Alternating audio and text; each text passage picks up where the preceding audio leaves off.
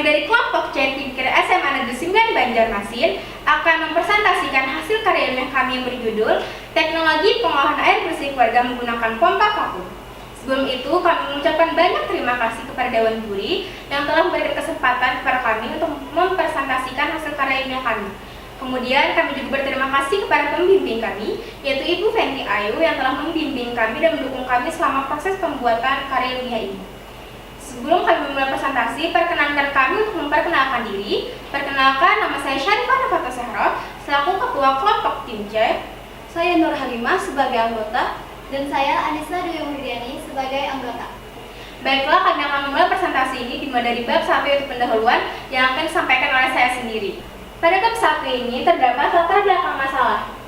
Yang latar belakang kami melakukan penelitian ini adalah maraknya ketersediaan air bersih dari tahun ke tahun cenderung berkurang diakibatkan oleh rusaknya daya tangkapan air dan tercemarnya lingkungan. Air sungai yang seharusnya dapat menjadi sumber kehidupan bagi masyarakat sekitar malah tercemar, bahkan warnanya berubah menjadi hitam pekat, sehingga tidak layak lagi untuk dijadikan air minum, mandi, serta mencuci. Kemudian, berdasarkan hasil penelitian dari Jim Woodcock yang merupakan seorang konsultan masalah air dan sanitasi dari Bank Dunia, menyatakan bahwa 100.000 bayi tewas di Indonesia setiap tahunnya yang diakibatkan oleh penyakit diare, di mana penyakit ini diakibatkan oleh buruknya akses terhadap air bersih dan sanitasi.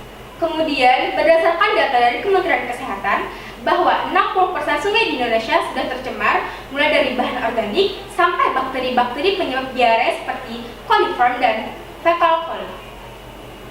Hal inilah yang membuat kami sangat khawatir akan ketersediaan air bersih. Maka dari itu, sebagai bentuk langkah awal menuju perubahan yang lebih baik, kami membuat karya ilmiah yang berjudul Teknologi Pengolahan Air Bersih Keluarga Menggunakan Pompa Air, diharapkan dapat berguna bagi masyarakat sekitar. Selanjutnya ada tujuan penulisan. Tujuan dari penulisan ini adalah yang pertama, untuk mengetahui proses pembuatan alat pengolahan air bersih keluarga menggunakan pompa vakum. Kemudian yang kedua adalah untuk mengetahui prosedur kerja alat pengolah air bersih keluarga menggunakan pompa vakum. Dan yang terakhir adalah untuk mengetahui manfaat alat pengolah air bersih keluarga menggunakan pompa vakum. Kemudian ada manfaat penelitian. Manfaat penelitian sendiri terbagi menjadi dua, bagi masyarakat dan juga bagi pemerintah. Bagi masyarakat sendiri, sebagai bahan informasi cara pembuatan alat pengolah air bersih keluarga hemat energi dengan menggunakan pompa vakum, di mana pembuatan alat ini sendiri sangatlah mudah dan sangat hemat energi karena tidak menggunakan energi listrik. Kemudian, bagi pemerintah, dapat dijadikan masukan guna pemenuhan program penyediaan air bersih keluarga. Kemudian yang terakhir adalah metode penelitian. Metode yang kami gunakan adalah metode eksperimen dengan menguji cobakan pompa vakum kepada beberapa keluarga. Baiklah, bab berikutnya akan disampaikan oleh rekan saya. Persilahkan. Terima kasih atas rekan saya yang mempersilahkan saya melanjutkan presentasi ini. Bab kedua yaitu kajian pustaka. Air merupakan senyawa kimia yang sangat penting bagi kehidupan makhluk hidup di bumi ini. Fungsi air bagi kehidupan tidak dapat digantikan oleh senyawa lain. Air bersih adalah air yang digunakan untuk kebutuhan sehari-hari dan menjadi air minum setelah dimasak terlebih dahulu. Air yang dikonsumsi manusia berasal dari sumber yang bersih dan aman, terbebas dari kontaminasi kuman, bibit penyakit, bahan kimia yang beracun, tidak berbau dan tidak berasa. Menurut standar yang ditentukan oleh Badan Kesehatan Dunia WHO atau Departemen Kesehatan Republik Indonesia, persyaratan air meliputi sebagai berikut. Yang pertama adalah syarat kualitatif. Syarat kualitatif menggambarkan atau kualitas dari air baku dan air bersih. Yang kedua adalah syarat fisik. Syarat fisik adalah air bersih harus jernih dan tidak berbau dan tidak berasa. Selain itu juga suhu air disebabkan dengan adanya suhu udara atau kurang lebih 25 derajat Celcius. Suhu air mempengaruhi jumlah oksigen terlarut. Makin tinggi suhu air, jumlah oksigen terlarut makin rendah. Maka dapat dipengaruhi oleh adanya organisme. Yang ketiga adalah syarat kimia. Air bersih tidak boleh mengandung bahan-bahan kimia dalam jumlah yang melampaui batas. Yang keempat adalah syarat bakteriologis dan mikrobiologis. Air bersih tidak boleh mengandung kuman patogen dan parasitik yang mengganggu kesehatan. Persyaratan bakteriologis ini ditandai dengan tidak adanya bakteri E. coli atau fecal coli dalam air. Kemudian syarat radiologis. Syarat radiologis mensyaratkan bahwa air bersih tidak boleh mengandung zat-zat yang berbahaya seperti radioaktif, sinar alfa, beta, dan gamma. Kemudian sistem penyediaan air bersih. Untuk memenuhi kebutuhan air bersih dapat diperoleh dengan cara berikut. Yang pertama adalah sistem individu. Sistem individu adalah biasanya digunakan cara yang lebih sederhana dan pelayanan yang terbatas, misalnya sistem satu sumur untuk satu keluarga. Yang kedua adalah sistem komunitas. Sistem komunitas biasanya banyak di perkotaan, di mana pelayanannya secara menyeluruh untuk penduduk yang berdomisili tetap, domestik, dan tidak tetap non-domestik. Kemudian, pengolahan air bersih. Air yang dikonsumsi harus memenuhi syarat kesehatan karena air merupakan media paling baik berkembangnya mikroorganisme, di mana tahapan-tahapan berikut antara lain adalah meliputi yang pertama adalah penyimpanan. Air baku yang berupa sungai, air hujan, air tanah dialirkan di dalam penampungan bak air yang disimpan untuk mengalami proses pemurnian secara alami. Yang kedua adalah penyaringan.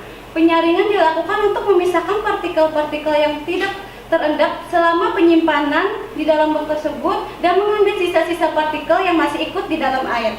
Dan yang terakhir adalah klorinisasi. Klorinasi proses pembunuhan kuman-kuman tertentu pada air. Proses ini dilakukan cara menambahkan hipoklorit pada air tersebut. Bab ketiga yaitu metode penelitian. Desain penelitian yang digunakan adalah penelitian eksperimen dengan menguji cobakan alat pengolahan air bersih keluarga untuk mengetahui keefektifan alat tersebut, yaitu alat dan bahan yang digunakan sebagai berikut. Yang pertama adalah penyangga terdiri dari besi yang berlubang. Yang kedua, kaleng cat. Dan yang ketiga, pipa bening. Yang keempat, pipa paralon. Yang kelima, pipa sambung. Yang keenam, pH meter. Yang ketujuh, tawas. Kedelapan, pasir. Kesembilan, arang. Dan yang terakhir, hijau. Prosedur pembuatan bak pengisap air dengan pompa air dapat dilihat pada gambar berikut. Pembuatan bak pengisap air dengan pompa dapat dilihat pada gambar berikut. Terlihat pada gambar berikut, besi-besi berlubang sebagai penyangga penampung air kotor menjadi air bersih, di mana di dalam kaleng cat tersebut terdapat beberapa bahan seperti tawas, pasir, arang, dan ijuk. Dari bahan tersebut terjadilah proses air kotor menjadi air bersih. Terima kasih kepada rekan saya. Baiklah, saya akan melanjutkan presentasi ini. Bab 4, hasil penelitian dan pembahasan. Pertama, hasil penelitian. Hasil penelitian atau eksperimen yang telah dilakukan dapat dilihat pada tabel berikut ini, di mana air sungai sebelum diproses dan air sungai setelah diproses. Air sungai sebelum diproses sedikit berbau dan setelah diproses tidak berbau. Kemudian, warna sungai sebelum diproses berwarna keruh, sedangkan sesudah diproses air berubah menjadi bening. Kemudian dari segi pH, awalnya pH 4. Setelah diproses, pH meningkat menjadi 7,2. Next. Pembahasan. Pada tabel yang telah ditampilkan tadi, di mana air sungai yang awalnya berbau setelah diproses menjadi tidak berbau. Kemudian, warnanya yang awalnya keruh setelah diproses menjadi bening. Kemudian, pH-nya yang awalnya 4 setelah diproses. Hal ini menggambarkan bahwa teknologi pengolahan air bersih keluarga menggunakan pompa vakum sudah memenuhi standar air bersih dan dapat dikatakan sesuai dengan syarat kesehatan. Keberhasilan ini dapat digunakan oleh masyarakat, khususnya penghuni daerah rawa dan aliran sungai, sehingga tidak perlu jauh-jauh untuk mencari air layak konsumsi dan harga cukup murah serta hemat energi, karena proses pembuatannya tidak menggunakan energi listrik, serta biaya cukup murah dan dapat terjangkau oleh masyarakat. Bab 5. Penutup. Yang pertama, kesimpulan. Dari hasil penelitian yang telah dilakukan, dapat dibuat kesimpulan yaitu proses pembuatan alat pengolah air bersih keluarga menggunakan pompa vakum cukup mudah dilakukan dan mudah ditiru oleh masyarakat. Prosedur kerjanya cukup mudah dengan cara membuka keran air, maka secara otomatis air bersih akan keluar. Dan penggunaan pompa vakum ini juga hemat energi dan ramah lingkungan serta bernilai ekonomis. Next. Saran dari penelitian yang telah dilakukan disarankan kepada yang pertama untuk masyarakat. Bagi masyarakat yang berpenghuni di daerah lahan rawa atau dekat aliran sungai pasang surut dapat membuat alat teknologi pengolahan air bersih keluarga menggunakan pompa vakum, sehingga permasalahan air bersih untuk keperluan rumah tangga dapat diatasi dan tidak perlu membeli air bersih untuk minum dengan biaya yang tinggi. Kemudian yang kedua untuk pemerintah, khususnya bagi pemerintah Kalimantan Selatan agar teknologi pengolahan air bersih keluarga menggunakan pompa vakum ini dapat dikembangkan dengan baik untuk membantu masyarakat, khususnya warga yang tidak terpenuhi dengan air PDAM agar pemenuhan air bersih dapat diatasi dengan baik. Kemudian yang terakhir untuk Dinas PU. Bagi Dinas PU, sebagai bahan informasi untuk mengembangkan teknologi yang lebih efektif dalam pengolahan air bersih demi membantu masyarakat daerah Kalimantan Selatan untuk pemenuhan air bersih. Sekian dari kami, terima kasih atas perhatiannya. Sekian presentasi dari kami. Pompa vakum, solusi untuk air bersih keluarga dan juga hemat energi. Selamat hari